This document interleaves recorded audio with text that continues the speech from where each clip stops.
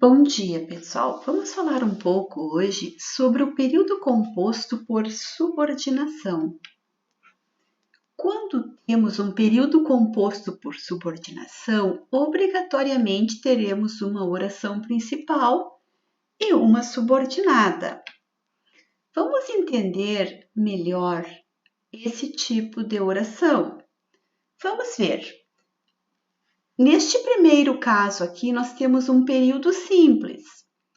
Todos esperam sua chegada. Vamos analisar este período simples. Nós temos o sujeito, que é todos, temos um verbo transitivo direto, esperam, e temos um termo da oração que se chama objeto direto, que é sua chegada. Quando nós temos um período composto, vamos observar então.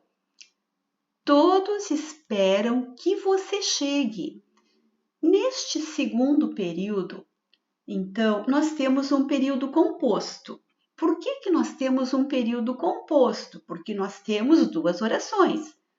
Todos esperam, é a primeira oração, e que você chegue é a segunda oração. Vamos ver. Nós temos na primeira oração, nós temos um sujeito e nós temos um verbo transitivo direto. E a segunda oração, que você chegue, toda essa oração aqui, ela está funcionando como um termo da primeira oração, que é o objeto direto no caso. Então, todos esperam que você chegue.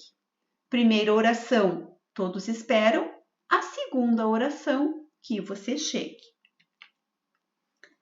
Vamos entender melhor. No período simples, a função de objeto direto é exercida por um termo, sua chegada. No período composto, a função de objeto direto é exercida por uma oração inteira, que você chegue. Então, a segunda oração funciona como um termo da primeira. Vamos entender melhor. Num período composto, toda oração que funciona como termo de outra classifica-se como oração subordinada. E toda oração que tem outra funcionando como um termo dela denomina-se oração principal. Vamos entender melhor. Todos esperam, então é a oração principal. Que você chegue é a oração subordinada. Então, aqui nós temos um período composto por subordinação, onde existe oração principal e oração subordinada. Por que todos esperam é a principal? Porque é a oração que tem uma outra oração funcionando como um termo dela. E por que você chegue é uma oração subordinada? Porque toda essa oração aqui funciona como um termo da primeira, da principal.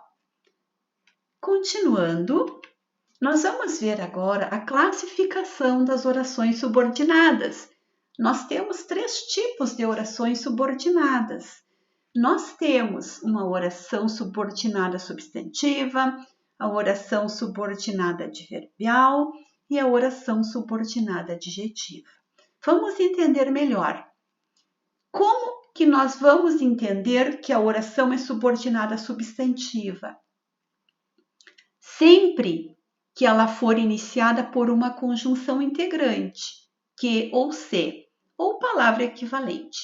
Vamos ver o exemplo. Espero que vocês cheguem logo. Então, esta oração que está em destaque aqui, ela foi iniciada pela conjunção subordinativa integrante. Então, ela é uma oração subordinada substantiva. Vamos ver quando nós temos uma oração subordinada adverbial.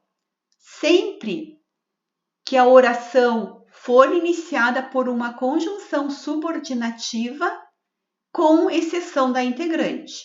Pode ser uma conjunção temporal, causal, consecutiva, final, etc. Então, eu saía quando ela chegava. Quando ela chegava. Esta segunda oração aqui, ela está sendo iniciada por uma conjunção subordinativa temporal. Então, isto me conta o quê? Que a oração é subordinada adverbial.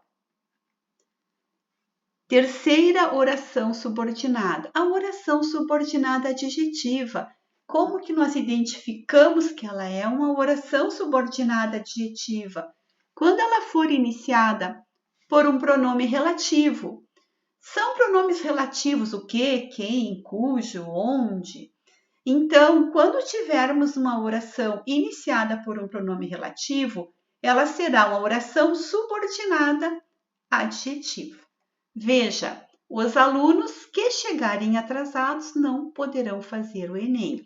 Então, esta oração em destaque está iniciada por um pronome relativo, que é o que. Então, ela é uma oração subordinada adjetiva.